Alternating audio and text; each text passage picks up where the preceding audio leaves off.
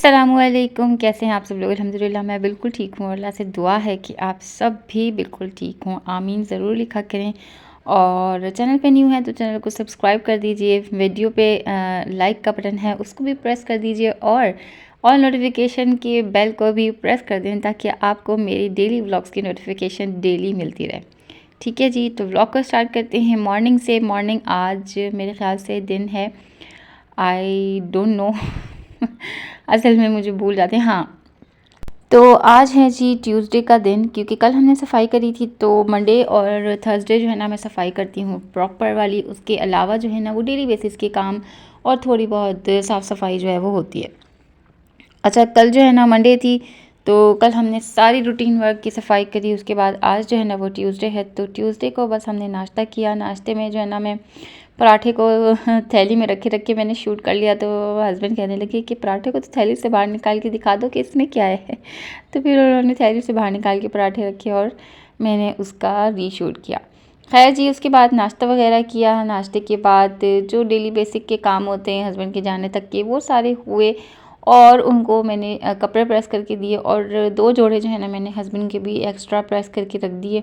उस टाइम पे मैंने रिकॉर्डिंग नहीं करी। मीनवाइल मैंने बच्चों को जो है ना वो लिटा दिया था सोने के लिए, क्योंकि टाइम इतना हो जाता है ना, फिर बच्चे खेलते खेलते मैंने उसके दरमियान में कोई भी शूटिंग नहीं करी। बच्चे अपनी टॉयज से खेल रहे होते हैं, अपने रूम को पूरा उन्होंने मैस्ड अप किया हुआ होता है। तो उसके बाद जो है ना ये टाइम मैंने उनको सुला दिया था और उनको सुलाने के दरमियान में मैंने जितने कपड़े हो सके मैंने प्रेस करके रख लिए। कल मैंने आपको दिखाया था ना कि कुछ कपड़े तय करने वाले थे और कुछ कपड़े प्रेस करने के लिए मैंने साइड में रख छोड़े थे, तो वो मैंने कहा आज मैं प्रेस कर ही लूँ हाथों हाथ, क्योंकि फिर अगर ये इस तरह पड़े रह जाते हैं ना तो फिर वो अलमारी में एज इट इज़ ही चले जाते हैं, वरना फिर प्रेस नहीं हो पाते। तो मैंने कहा चलो जी इसको भी प्रेस करके साथ ही साथ जो है वो हैंगर लगा दूँ, क्योंकि जब कभी कोई आना हो किसी का या फिर कहीं जाना हो ना तो फिर चीज़ अगर प्रेस हुई हुई मिल जाए तो फिर तैयार होने में बड़ी आसानी हो जाती है। वरना अगर ये काम भी उस टाइम पे ऐड हो जाए ना तो फिर काम तो रूटीन जाने का बढ़ा हुआ ही होता है और फिर ये भी काम बढ़ जाता है, तो फिर एक अफरा तफरी का आलम हो जाता है मेरे लिए।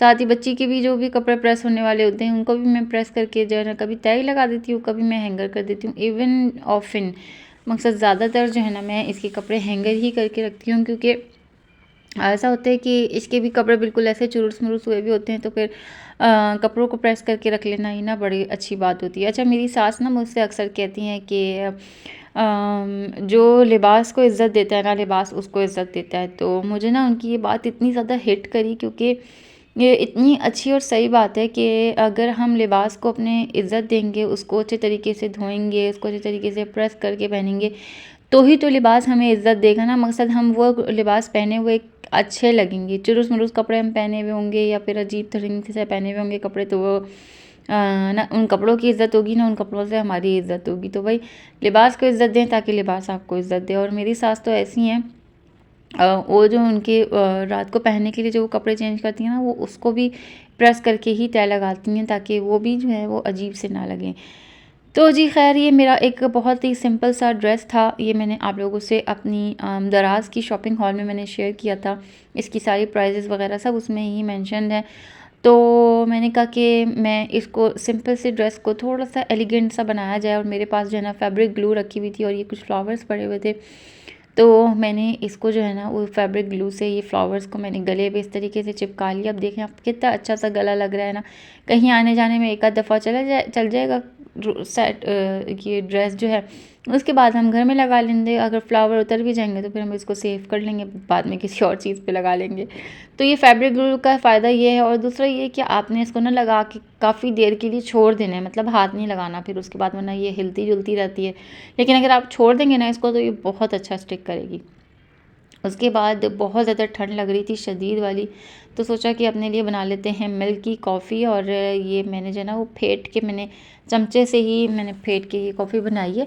अभी मेरा जो हैंड उसका कॉफ़ी बीटर है ना मेरा वो ख़राब हुआ है बिल्कुल ना, वो सेल डालने से भी नहीं चल रहा। मेरे ख्याल में उसमें कोई जंक वंक आ गया, तो मैंने उसको जो है ना डिस्कार्ड कर दिया, क्योंकि हस्बैंड कह रहे हैं कि अब ये सही भी नहीं हो सकता, इसके अंदर जो कप अंदर का जो पुर्जे होते हैं ना उसमें ही जंक आ गया। तो कितने का होता है, 300-350 का, तो फिर नया ले लेंगे हम।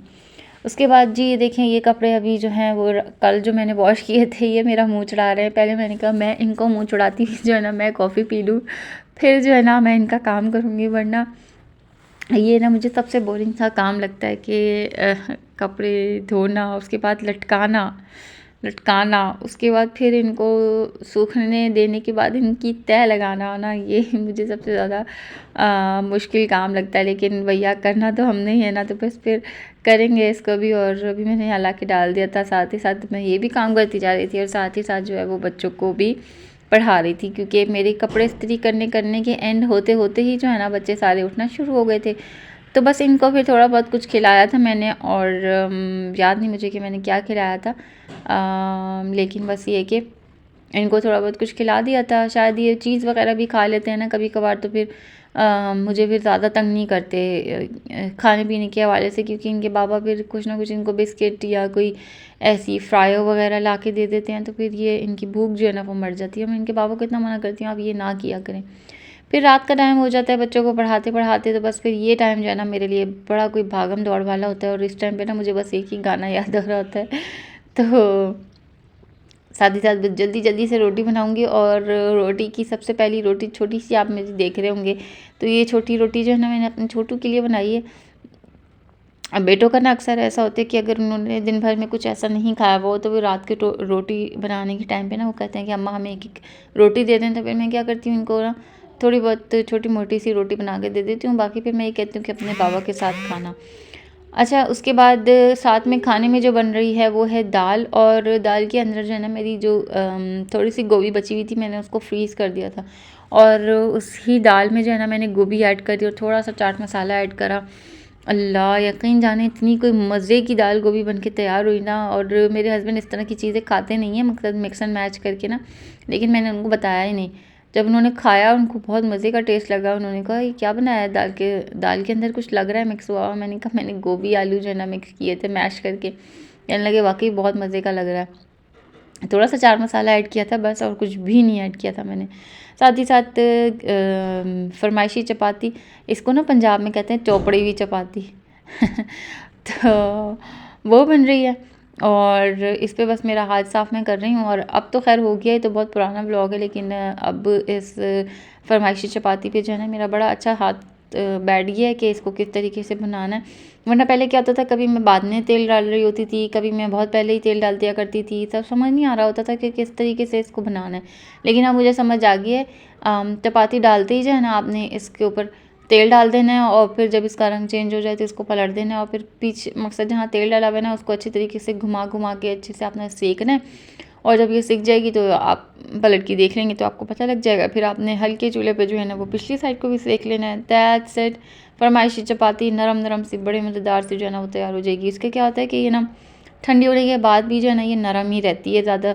जैसे अगर हम सर्दियों के मौसम में हम बहुत नॉर्मल सी चपाती बनाए ना बिना तेल घी के, तो वो ऐसी हो जाती है सूखने के बाद ना, मकसद थोड़ी देर ठंडी होने के बाद वैसी हो जाती है सूखी सूखी सी ना, वो मेरे हस्बैंड से खाई नहीं जाती। तो फिर मैं आजकल जो है बस यही बन रही है हमारे घर में। साथ ही साथ बच्चों को लगा दिया था जी रूम समेटने के लिए, और ख़ुद भी मैं जो है ना वो लग गई थी, क्योंकि बहुत कुछ जो है ना बच्चों ने फैला लिया था।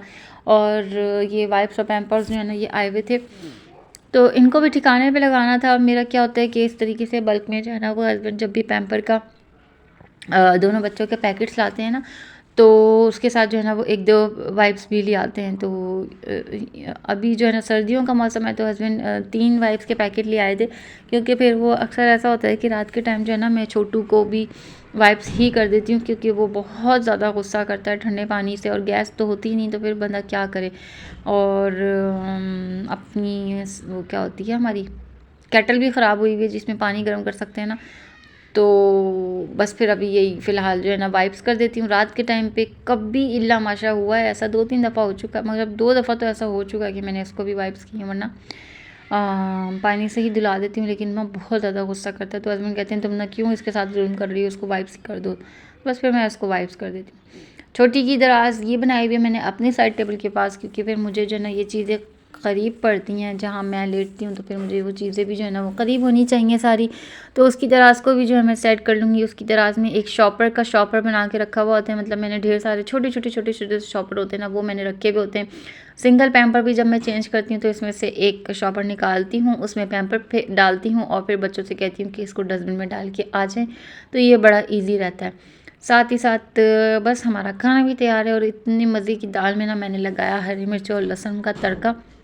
और आज भी हस्बैंड जो है ना मेरे लिए ये वाली फ्राइज़ लेके आए थे। इसका मसाला यार बड़ा मज़े का है, बहुत ही मज़े का इसका मसाला है कि उससे हम सोच रहे हैं कि हमें थोड़ा-सा मसाला अपना दे दो, लेकिन आपको पता है फ्राइज़ वाले ऐसा करते नहीं हैं। यही तो उनकी टेक्निक होती है कि वो जो है वो बायर को बार-बार बुलाएँ कि आओ जी हमारे फ्राइज़ खरीदो। खैर जी दैट्स इट, ब्लॉग को यहीं पे एंड करते हैं। दुआओं में याद रखिएगा, चैनल को सब्सक्राइब कीजिएगा। अल्लाह हाफ़िज़, फ़ी अमानिल्लाह।